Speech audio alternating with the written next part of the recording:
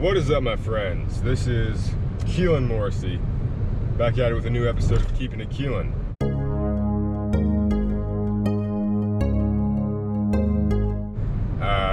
This may be a bit off-putting to some of you who have been following my channel, because normally I film Keeping It Keilan in front of a desk or, in my office, but this time I'm doing it in my car, which is more so along the lines of my series Unscripted, which I almost exclusively film in this car. So you may be a bit confused, but the reason for this is that I have decided to consolidate quite a few of my series. So I have all these different talking series, all these different series where I am just speaking about a number of different topics. So I have Keeping It Keilan, which is pop culture and creativity. I have Unscripted, which is like existential life stuff. I have Don't Worry, which is mental health. And I have a few others, but I decided, I'm not really putting out as many episodes as I'd like to, and I think part of what's stopping me from doing so is just the sheer number of series I've created. It's hard to populate any of these series with episodes because it's like, which one do I do, right? Actually, in this very series, in Keeping It Keilan, I once interviewed Fern, one of my favorite rappers, and he said that he was in a similar predicament where he started all these different shows, and he said he got so caught up in trying to do everything that he ended up doing nothing. And I think that's something a lot of people do. And I always kind of felt like I was invincible to that notion because I'm always doing everything, and I feel like I'm good at juggling a lot of projects at once. But in this realm, with these types of videos, I've come to realize I kind of need just one series, right, of this style. So yeah, so Don't Worry, Collectibles, Unscripted, all those guys, all those series are coming together under Keeping It Keilan. So now Keeping It Keilan is this umbrella series where I will discuss anything and everything. Other series, of course, like Adventure Logs or my poetry series, those will stay independent because, those are totally their own thing. But everything else will be part of Keeping It Keilan. Man, I really hope you can hear the audio. The rain picked up, of course. This is the most it's been raining in the entirety of this drive, naturally. By the way, before I get into this video's main topic, I would like to share that I am driving to Chicago, where I will be spending a month at an Airbnb. Chicago is where the Art Institute is, the school that I'm going to. But I'll be spending a month at an Airbnb, just adventuring around the city, trying a new way of life, meeting new people, being in a new area. It's going to be really cool. But without further ado, let me get into the topic of this particular episode, the existential moral dilemma that is facing me today, or really for a while. So, as an artist, many artists don't know why they do art, I think. Many artists, if you ask them, why do you make art, why are you an artist, they may not have an answer, which is perfectly fine.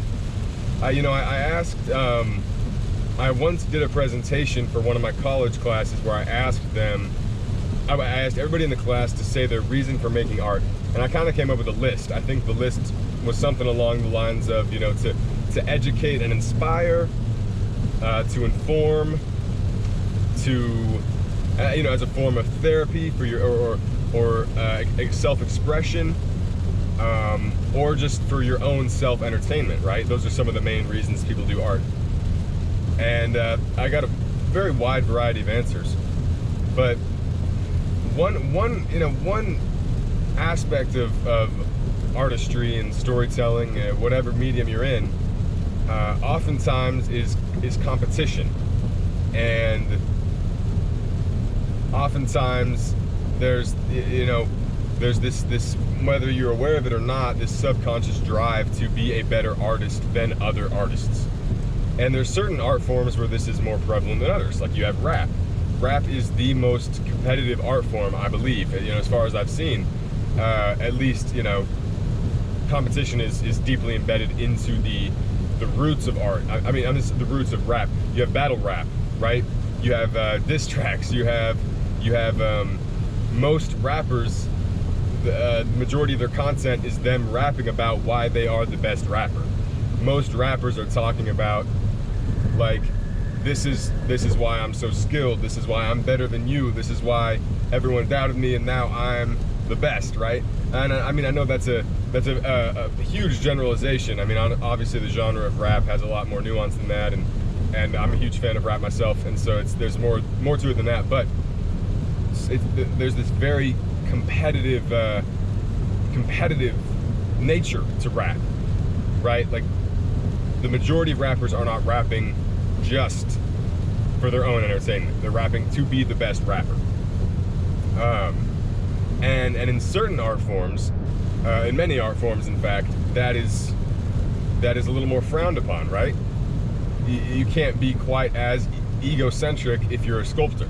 You can't be talking about, I'm the best sculptor in the world, easily top 5 sculptors, there's just a certain, like, in rap, you can call someone else's music trash. You can say that you are the absolute best in your field, and it's cocky, but it's accepted as part of that culture. Now, you cannot always do that in other art forms, but I still believe in other art forms there is a competitive nature to it. You are trying to outperform someone, right? So directors, filmmakers are trying to produce a movie that is better than anything done before, oftentimes, right? So, I mean, a lot of filmmakers, I think, they do it just for fun, or they do it just to express a very particular idea. But a lot of filmmakers are also trying to say, how can I produce something that this genre of film has never before seen? How can I create something truly that pushes the boundaries of film, or of horror, or of a superhero film, right? What can I do that literally will make this the best superhero film ever, or the best horror film ever? I think there's a lot of that drive, even when directors don't say it. I think that is there. I mean, so when you're making art, like, there's always this question of, do you need to be competitive? Like, what about that competition is so vital? And you see it in sports all the time. My dad would be proud of me for making this reference. We watched a Larry Bird Broadway play. I don't know if it was technically Broadway, but we saw it in New York, about the rivalry between Larry Bird and Magic Johnson. And the thing that pushed each of them to be their best selves, the thing that really motivated them to practice their hardest, was the idea that their opponent, their rival, was out there practicing even harder, right? Anytime Larry was slacking, Magic was out there doing something, improving his game. And anytime Magic was sitting at home, the thought of Larry out there improving made him go out there and want to improve. At least, I mean, that's a very romantic way of looking at it, or a very cool way of idealistic, I guess, way of looking at that competition. I'm sure there was more to it than that, but I don't know if I used the right words there, but you know what I'm saying. It may not be as simple as that, but that's there, right? That drive, that competition, that rivalry was there. In sports, it's put on display. In sports, it's all about rivalry. In rap, it's also rivalry and competition, but there's also a little bit of, what do you stand for as an artist? What message are you trying to get out there? And then in other art forms, the competition is kind of, you're not really supposed to talk about the competition. You're not really supposed to be as egocentric with these different art forms, but many still are. And I guess the question I'm asking with this episode, the question on my mind is that helpful? Is it beneficial to be creatively competitive? Is it better to just focus on your own work and pretend like no one else in the world exists and just create what you want to create? Or do you study the game and study the field and try to produce something better than anything else that exists? And that's the question, right? I mean, I see both sides. I see both sides, to be honest, because I love the idea of, like, okay, if you put me in a room, if you put me in a remote cabin and gave me paper and pen or gave me a camera, I would come out with something awesome because I'm able to generate that art and I'm able to motivate myself just from my own mind.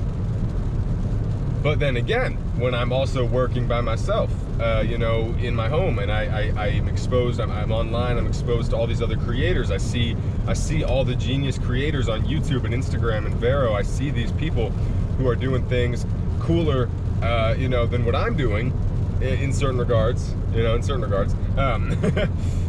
I'm motivated then. How can I achieve a shot like that? How can I build my brand so that it feels the way this guy's brand feels, or cooler? How can I achieve what these people have achieved? It's great to see competitors because then you have something to strive towards. You know, but then again, it's like, should you just motivate yourself? Should you only be pushed forward by the last version of yourself? And there's an argument to be made for that, right? Can you be better just by saying, this is how good I was last week, I want to be better this week. My last film, I didn't like this, and this about it. My next film, I'll fix those things. And I think a lot of how I improve as an artist is through that. I watch and rewatch my old work. I reread the stuff I write. I'm like, man, I wish I had done this differently. I realize now that the story could have improved there. I wish I didn't end the story like that. I wish that like I had this kind of meaning to it, or this kind of vibe, or I had gone with this aesthetic, or I needed better transitions, and then I do that in the next film. And so that's why I believe each film I make is better than the last. Generally speaking, there's exceptions to the rule, but I think generally speaking, I try to improve in some way with each film I make and each story I tell. And I think a lot of people do. I mean, artists are constantly embarrassed of their past work. And man, this side tangent real quick, this is something I was thinking about. Man, I am, since I'm always like embarrassed of my past work to a degree. I mean, I'm still proud to have made it, but I'm embarrassed of the things I didn't know when I made it. Like, imagine being a musician and you put out an album and, you know, 2 years later, you don't feel the same way you did when you made that album. Like, I mean, I published a book last year, a poetry book, and I feel like my worldview has changed drastically since writing that book. So it's hard, it's a little hard to market something where some of the beliefs don't even align with what you believe in that moment. So imagine being an artist and you put out an album when you're young, and then you're 50 years old, people still love that album, they want to hear you perform it, but you don't feel those things anymore. Like, that must be hard. You have to give this emotional delivery of something that doesn't necessarily even reflect who you are as a person in that moment, and that's pretty tough, man. I mean, it must be tough. But anyways, that's a side tangent. That's not really about creative competition. So yeah, in terms of creative competition, man, good Lord, this car is going slow. Oh my God. I mean, it's a work zone, so you're supposed to go, like, it said to go 55, but this dude's going solid 43 right now. I mean, like, there's a bunch of people behind me far more impatient than I am, so I hope this guy hurries up. Anyways, so I don't know if I'm really going to come to a conclusion with this question of, is it valuable or not? Because yes, it is valuable, but I don't know if it's vital. It's valuable, but not necessarily vital. I think you can motivate yourself internally, but you can also motivate yourself through trying to surpass someone else. And you know, I don't know which of those is more selfish. I don't know, because on the one hand, when you're just competing with yourself, that's kind of selfish, right? You're only basing your work and your improvements on your own work. Like, you're not taking any inspiration from anyone else. But then also it's kind of selfish to try to be better than everybody else, because then you're inherently like saying what I produce I believe is superior to your work, right? So either way, it's quite egocentric. No matter where you're getting your inspiration, there is an egocentric nature to art. Because art, you know, what is art? Art is self-expression, right? Art is creating something out of nothing from yourself. And so it's naturally a self-involved profession, or whatever you want to call it. Art is self-involved and self-obsessed, even to a degree. So I don't think it's necessarily a concern of, oh, if I'm competitive with it, is that selfish or is that egocentric? Because art already is that. So allow yourself to be a bit selfish with art. That's fine. You know, whatever drives you. So if seeing someone else's work and saying, man, that is so good, I need to try to match that and then surpass it, if that works for you, then by all means do it. It doesn't work for everybody. I think some people would rather tune out the world and go to an isolated hut and look at a waterfall and paint it, and never concern themselves with, did someone else paint this waterfall better than me? You know? And I like that too. I really like that. I like that idea. And honestly, here's the thing. I think when you decide to be more creatively competitive, here's the conclusion I think that I have come to.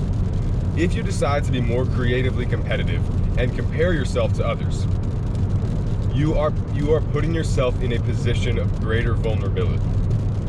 You are putting yourself in a position to be struck down by the insecurity of, oh wow, this person painted a picture of a waterfall and it's better than mine.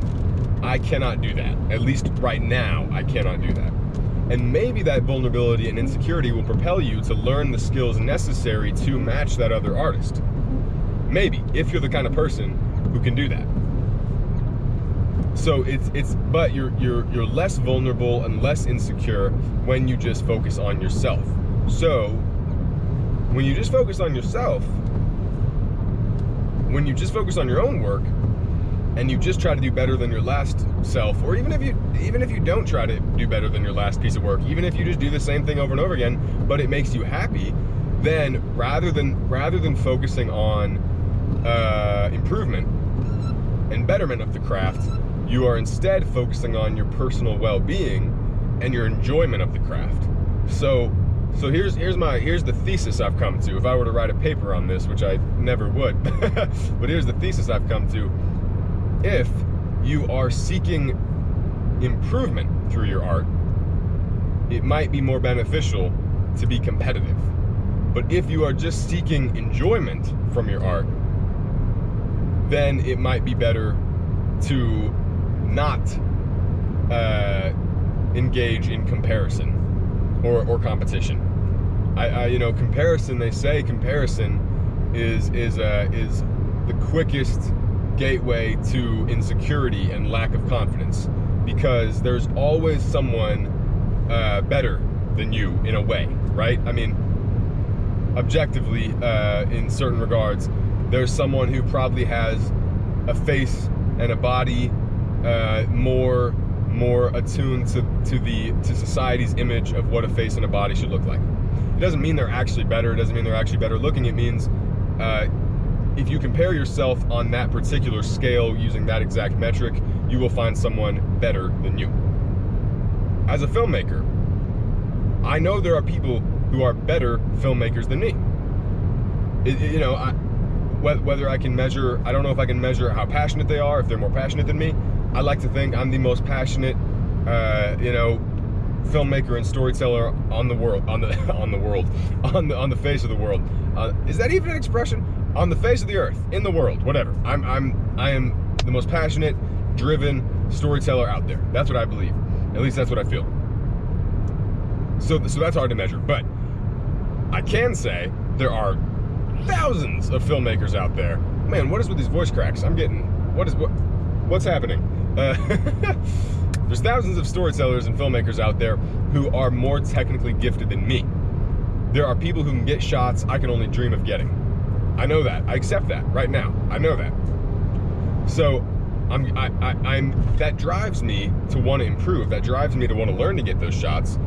But also, I think even when I'm 90 years old, if I've spent my life pursuing this craft, there's still going to be someone out there who can get a cool shot that I can't get, right? There's someone who has dedicated more time to one thing than I have, and so therefore they're better at that thing than I am.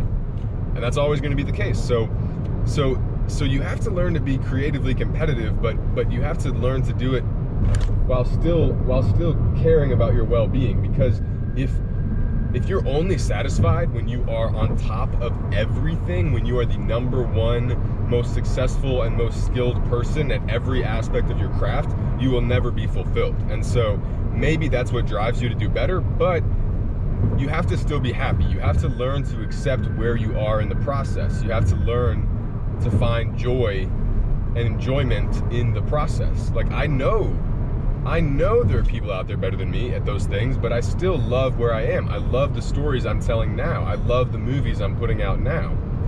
So you have to find this delicate balance between the constant desire to improve and enjoying where you are before you improve, right? And you know, now that I'm saying all this, I believe I've made a video in the past that kind of talks about this. You know, that does apply to other areas of life. You can't always be, you can't tie your happiness to the next milestone or to, once I get here, I'll be happy. You always have to focus on your well-being and happiness in the moment. So here's the solution, right? If you can reach a mental state where you are happy with who you are and with the work you're producing, but you're able to be inspired by others and allow other people's art to push you to improve, I think that is the golden area. I think that is exactly the best place to be. Because you don't want to be so focused on other people that you think your own art is garbage constantly and you're not happy with where you are as a person or an artist. But you also don't want to be just focused on your own art that you never know if you're improving or not, and you never have anything to compare it to. And I mean, and that's what I believe, and that's where I'm at now. But again, I'm going back to, there might be people who view it a different way. There might be people who do art only for their enjoyment. And like, you know, when I think of that, I think of like people who do coloring books, right? If you're doing a coloring book, odds are you're not going to share your coloring with anybody. Odds are you don't care if someone else can color better than you. You're just coloring because it's fun to color. And so if that's what you're doing, if that's what you love, and if that makes you happy, keep doing it. Don't worry about anybody else. Keep doing it. But if you want to improve your craft, probably for the sake of doing it professionally, and or you know, you just want to be better for yourself, to know that you have that skill set, you know, while still being happy, then that's where you find that golden area that I was just talking about. You know, balancing of mental wellness and creative competition. So yeah, all right, I think that concludes this episode of Keeping It Keilan. This has been a pretty interesting discussion, if I do say so myself. I am 2 hours and 20 minutes away from Chicago, so I may record a few more of these, or I may just blare my music again and just do that. We'll see. But thank you guys for listening. I hope you were able to hear the start of this episode. A lot of rain. Yeah. Anyways, have a good one, guys. Thank you so much for watching Keeping It Keilan. Stay tuned. I really do have a lot of awesome stuff coming with Chicago. I mean, I'm going to be filming some really cool stuff there. I have no doubt. I'm going to be writing a lot there. I'm going to use that environment to inspire me, so it's going to be really cool. Thank you guys again for watching this episode of Keeping It Keilan. Stay tuned, stay posted for more, and please do subscribe if you are ever so kind. It would mean the world to me. I am trying to grow my community as much as possible, so please do stick around. Thank you so much, guys. Peace and love.